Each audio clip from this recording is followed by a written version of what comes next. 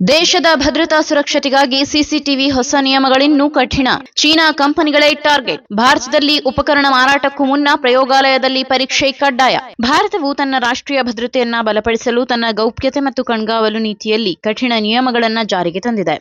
ಈ ರೂಲ್ಸ್ ಬರಲು ಕಾರಣವೇನು ಅಂದ್ರೆ ಚೀನಾದ ಕ್ಯಾಮೆರಾಗಳು. ಹೌದು, ಚೀನಾದ ಕಂಪನಿಗಳಿಂದ ನಿರ್ಮಿತವಾದ ಕ್ಯಾಮೆರಾಗಳ ಮೇಲೆ ಗಮನ ಕೇಂದ್ರೀಕರಿಸಲಾಗಿದೆ. ಈ ಕ್ರಮವು ದೇಶದ ಭದ್ರತೆಯನ್ನ ಖಾತರಿಪಡಿಸುವ ಗುರಿಯನ್ನ ಹೊಂದಿದ್ದರೂ ಇದು ಉದ್ಯಮದಲ್ಲಿ ಗೊಂದಲ ಮತ್ತು ಸರಬರಾಜು ಸರಪಳಿಯಲ್ಲಿ ಅಡಚಣೆಯಾಗಿದೆ. ಸರ್ಕಾರಿ ಪ್ರಯೋಗಾಲಯದಲ್ಲಿ ಕಡ್ಡಾಯ ಪರೀಕ್ಷೆ. ನೂತನ ಭದ್ರತಾ ನಿಯಮಗಳ ಪ್ರಕಾರ ಸಿಸಿಟಿವಿ ಕ್ಯಾಮೆರಾಗಳ ತಯಾರಕರು ತಮ್ಮ ಹಾರ್ಡ್ವೇರ್, ಸಾಫ್ಟ್ವೇರ್, ಸೋರ್ಸ್ ಕೋಡ್ಗಳನ್ನ ಸರ್ಕಾರಿ ಪ್ರಯೋಗಾಲಯದಲ್ಲಿ ಪರೀಕ್ಷೆಗೆ ನೀಡಬೇಕು. ಏಪ್ರಿಲ್ 9, 2025ರಿಂದ ಜಾರಿಗೆ ಬಂದಿರುವ ಈ ನಿಯಮಗಳು ಇಂಟರ್ನೆಟ್ ಸಂಪರ್ಕಿತ ಎಲ್ಲಾ ಸಿಸಿಟಿವಿ ಮಾದರಿಗಳಿಗೆ ಅನ್ವಯವಾಗುತ್ತದೆ. ಚೀನಾದ ಹಿಕ್ ವಿಷನ್, ಶಿಯಾಮಿ, ದಹುವಾ, ದಕ್ಷಿಣ ಕೊರಿಯಾದ ಹನ್ವಾ ಮತ್ತು ಅಮೆರಿಕದ ಮೋಟರೋಲಾ ಸೊಲ್ಯೂಷನ್ ನಂತಹ ಕಂಪನಿಗಳು ತಮ್ಮ ಕ್ಯಾಮೆರಾಗಳನ್ನ ಭಾರತದಲ್ಲಿ ಮಾರಾಟ ಮಾಡುವ ಮುನ್ನ ಪ್ರಯೋಗಾಲಯದಲ್ಲಿ ಪರೀಕ್ಷೆಗೆ ಒಳಪಡಿಸಬೇಕು.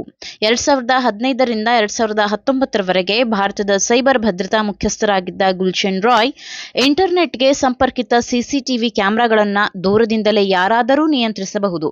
ಇದು ಅತ್ಯಂತ ಅಪಾಯಕಾರಿಯಾಗಿದೆ. ಆದ್ದರಿಂದ ಉಪಕರಣಗಳನ್ನ ಬಲಿಷ್ಠ ಮಾಡುವ ಮತ್ತು ಸುರಕ್ಷಿತವಾಗಿರಿಸುವ ಅಗತ್ಯವಿದೆ ಎಂದು ಹೇಳಿದ್ದರು. ಇನ್ನು ಮುಖ್ಯವಾಗಿ ಚೀನಾದ ಕಂಪನಿಗಳ ಮೇಲೆ ನಿಗಾ ವಹಿಸುವುದು ಮುಖ್ಯ ವಿಚಾರವಾಗಿದೆ. 2020ರಲ್ಲಿ ಭಾರತ ಚೀನಾ ಗಡಿ ಘರ್ಷಣೆಯ ನಂತರ ಭಾರತವು ಟಿಕ್ಟಾಕ್ ಸೇರಿದಂತೆ ಹಲವು ಚೀನಾದ ಒಡೆತನದ ಆಪ್ಗಳನ್ನ ನಿಷೇಧಿಸಿತ್ತು. ಇದೀಗ ಸಿಸಿಟಿವಿ ಕ್ಯಾಮೆರಾಗಳಿಗೆ ಸಂಬಂಧಿಸಿದಂತೆ ಈ ನಿಯಮಗಳನ್ನ ತರಲಾಗಿದೆ.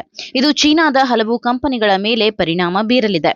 ಬರೀ ಭಾರತವಲ್ಲದೆ ಅಮೆರಿಕ ಸಹ ಚೀನಾ ಕಂಪನಿಯ ಕ್ಯಾಮೆರಾಗಳನ್ನ ನಿಷೇಧಿಸಿದೆ. ಆಸ್ಟ್ರೇಲಿಯಾ ಮತ್ತು ಬ್ರಿಟನ್ ಕಂಪನಿಗಳು ಕೂಡ ಇದೇ ಕ್ರಮವನ್ನ ಅನುಸರಿಸಿದೆ. ಇನ್ನು ಕೌಂಟರ್ ಪಾಯಿಂಟ್ ರಿಸರ್ಚ್ ಪ್ರಕಾರ ಭಾರತದ ಸಿಸಿಟಿವಿ ಮಾರುಕಟ್ಟೆಯು 2024ರಲ್ಲಿ $3.5 ಶತಕೋಟಿ ನಿಂದ 2030ರ ವೇಳೆಗೆ $7 ಶತಕೋಟಿ ಏರಲಿದೆ. ದೇಶದಲ್ಲಿ ಲಕ್ಷಾಂತರ ಸಿಸಿಟಿವಿ ಕ್ಯಾಮೆರಾಗಳನ್ನ ಬಳಸಲಾಗುತ್ತಿದ್ದು, ದೆಹಲಿಯಲ್ಲೇ 2.5 ಲಕ್ಷಕ್ಕೂ ಅಧಿಕ ಸಿಸಿಟಿವಿ ಕ್ಯಾಮೆರಾಗಳಿದೆ. ಈ ನಿಯಮಗಳು ಭದ್ರತೆಯನ್ನ ಹೆಚ್ಚಿಸಿದ್ದರೂ ಉದ್ಯಮದಲ್ಲಿ ಅಡಚಣೆಯನ್ನ ಉಂಟು ಮಾಡಿದೆ.